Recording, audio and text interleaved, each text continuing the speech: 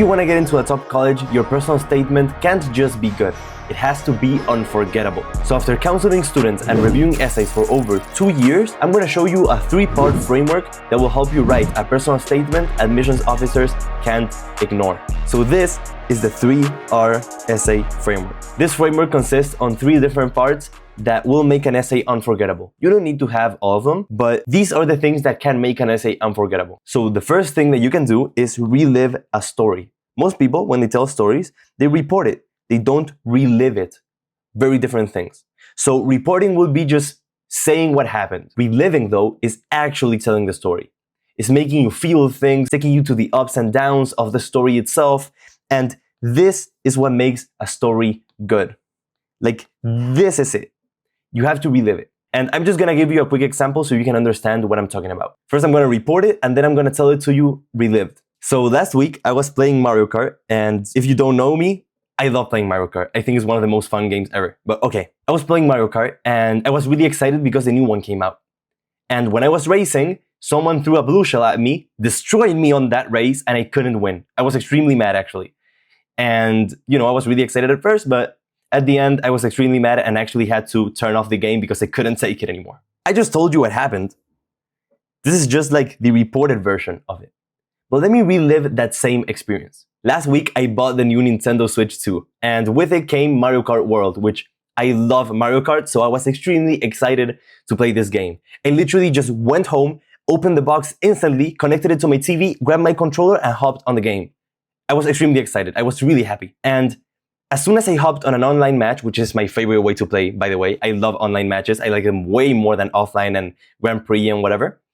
I hopped on an online match, started playing, and I was surprisingly better at this new game than I thought. So I was really enjoying it. I was going through the race and getting my items and whatever, and somehow I managed to pull off getting first place. Now, the race didn't finish yet.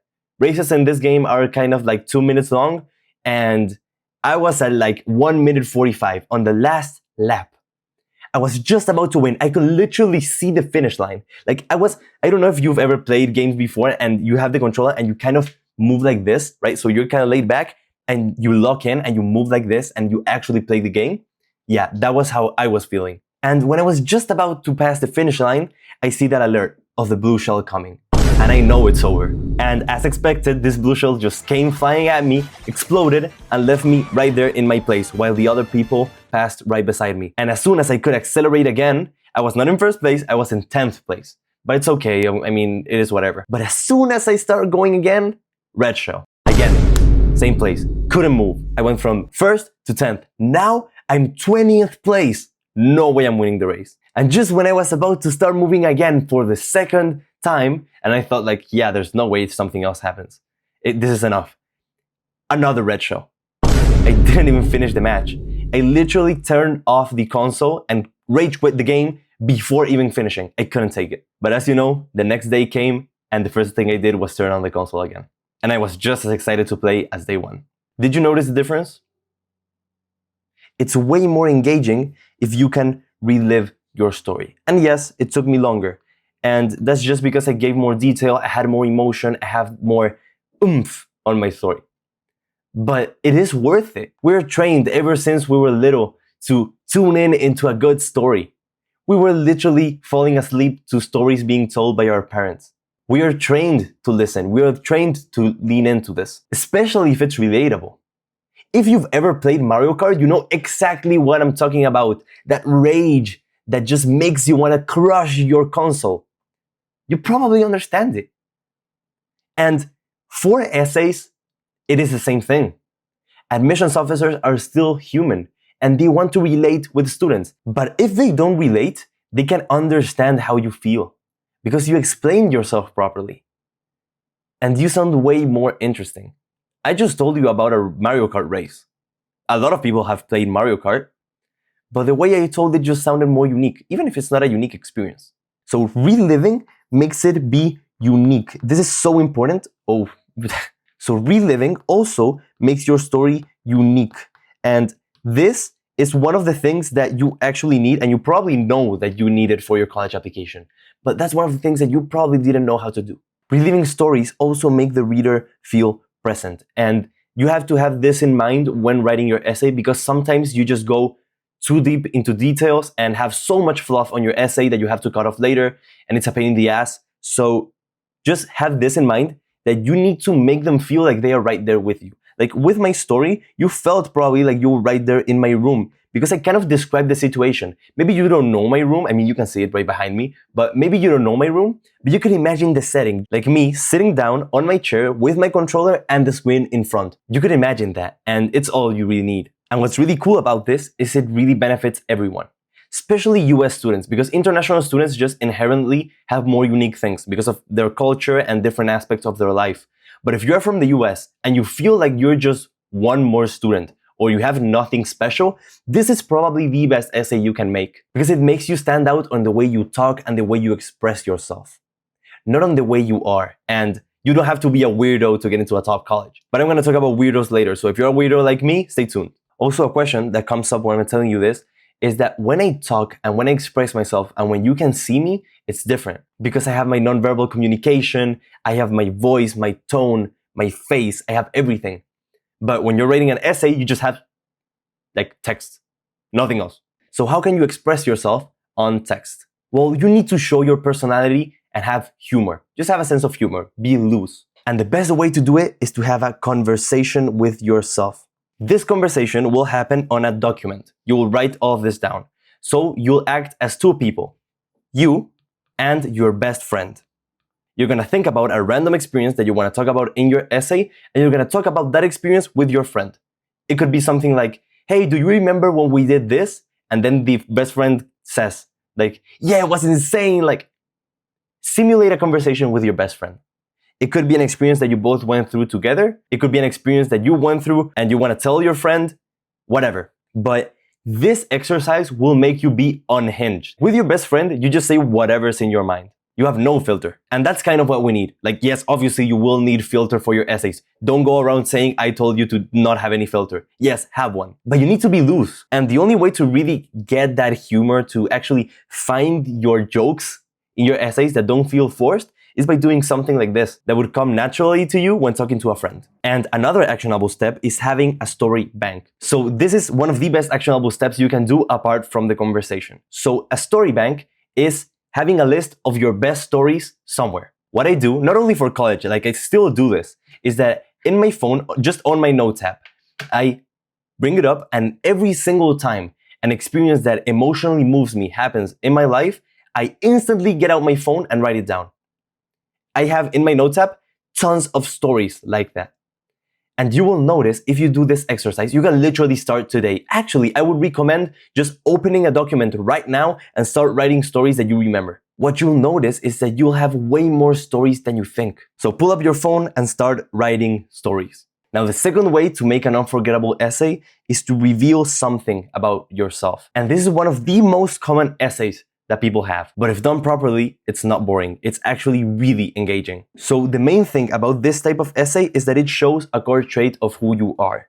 And it could be anything from a growth journey to your personality type, literally anything. But it's something key about you, your core. The main point about this is that you need to have a turning point and you need to have emotional impact. You're not just gonna say like, yeah, I'm creative. Like, no, you're not just gonna say that. But you can talk about how you developed this creativity, how you had a turning point, some moment that made you think like, oh yes, I'm really creative.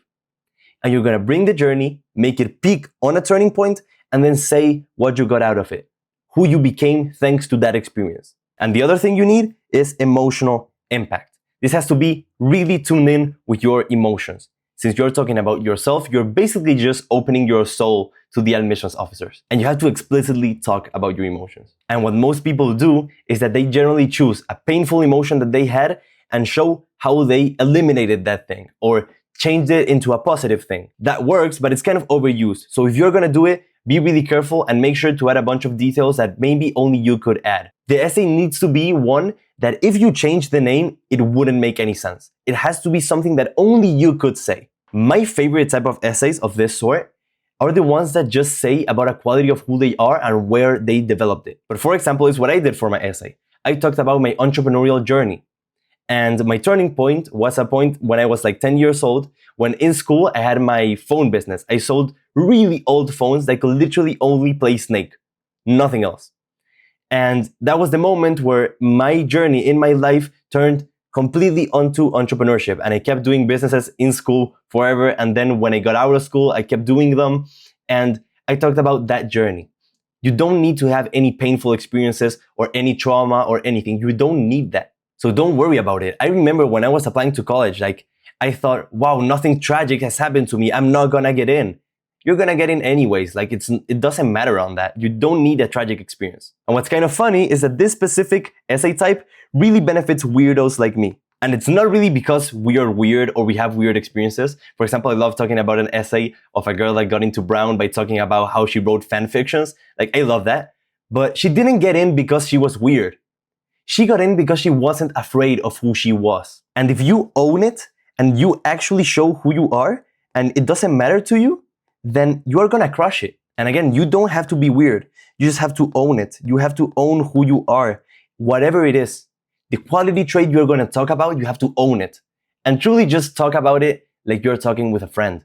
It's gonna be the best way. And the third, and probably my favorite way to write an essay, is to reimagine the format. Do something different. Be experimental. Break the structure rules. One of my favorite essays of this type was one of a student that last year got into 3 Ivy Leagues. And they talked about how they would go back in time to stop Henry Ford from creating the first car ever, so that nowadays the main transportation method would be trains. Literally, who talks about that? But don't you kind of want to read it? It's extremely interesting. It just reveals so much of the way of thinking of someone. And you don't have to write about a weird thought that only you could have, like stopping Henry Ford from creating the car, but you can also use a metaphor or a format. A lot of people try doing this essay, actually. But the main problem they have is that they overdo it. They connect their story to a metaphor way too much. Like the first sentence, and then they connect it to the metaphor, and then the next sentence, and they connect it. You just waste so much time, and it's just boring to read. It happens to literally everyone that tries to do this essay. Some of them go through it, some of them don't. But if you want to go through it, you have to be careful. And what I recommend for these essays, and the only real framework that works, is only connecting it in the beginning, the peak, and the end of the story. Nothing else. And maybe not even the peak. Depends on your story. Actually, my personal statement also had a metaphor connected to it. I talked about Snake. I connected my entrepreneurial journey to Snake, like the video game, where you eat apples and the snake can bite its own tail and you have the boundaries, and if you lose, you have to start again. Like, I had a lot of metaphors coming in. And when you write a metaphor, all these ideas just come to your mind. They just rush to your brain because it just sounds so smart. But when you finish your essay and have all these connections, you read it and it just doesn't make any sense at all. Which again, is exactly what happened to me when beginning to write this essay. So if you're gonna use a metaphor, first of all, don't talk about Snake. That's my thing. Please don't copy me. And the second one, please don't overdo it. Do it only in the beginning, the middle, and the end. Or maybe not even the middle. And what the admissions officer has to get from your essay is that they have to think about it. Don't make them think like, oh, I have no idea what he's talking about, let me reread it. No, not that type of thinking. It has to be more of the creative type of thinking. Make them think like you. Try to bring them into your brain. Try to express how you think, the different methods of your reasoning on your essay. And make them think like, wow, this student has something that I don't. I could have never wrote this. Make them think about it and make them talk about it with their colleagues.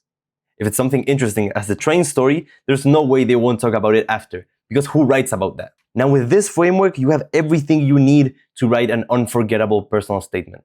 And remember the 3 R's: relive, reveal, and reimagine. These are the 3 best ways to write a personal statement, or an essay in general. And again, you don't need to have the 3 of them. You have 1, 2, or maybe the 3 of them, whatever you want. But if you have at least 1, I can guarantee you that your essay is going to be way better than if it didn't.